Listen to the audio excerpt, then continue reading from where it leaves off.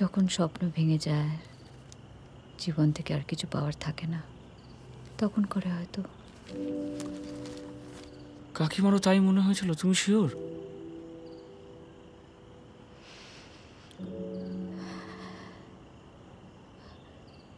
মা কিরকম অন্যরকম হয়ে গেছিল জানিস। হঠাৎ এরকম করে ফেলবে কেউ ভাবতেই পারিনি।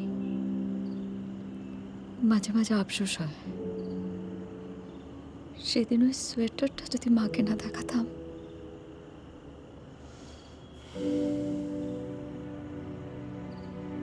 যত্ন নিয়ে বুনেছিল সোয়েটারটা। কত আশা, স্বপ্ন, বিশ্বাস,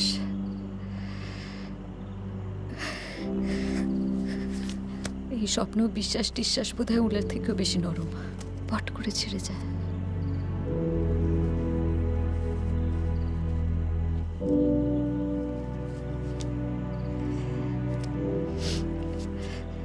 এই ছবিটা দেখছিস? ডাক্তার কাকুর সঙ্গে আমি। মায়ের মারা যাওয়ার ঠিক পর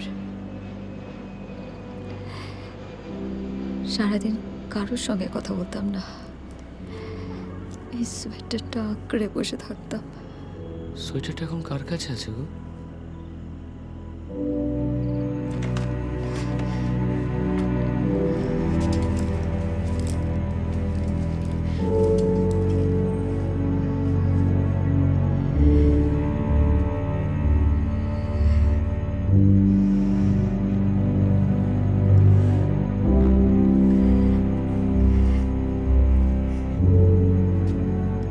শোনাই,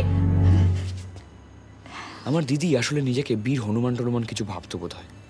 কোনো কষ্টই কাউকে বুঝতে দিত না। শরীরে গোল্ডেন ব্লাড বইছে বলে ভাবতো হাড়টাও গোল্ডেনের।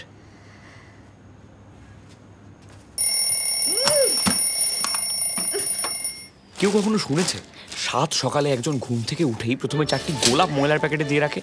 আর তার কারণ কি? জমাদারেরও নাকি পচা গন্ধ লাগে। কিন্তু প্রবলেমটা হলো জমাদার তো ভাবতেই পারে কেউ প্রপোজ করছে।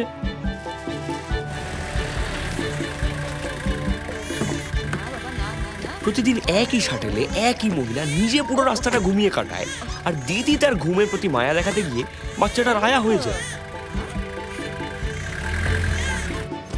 আর এটা তো গোটা অফিস বিল্ডিং এ রোটেই গেছিল।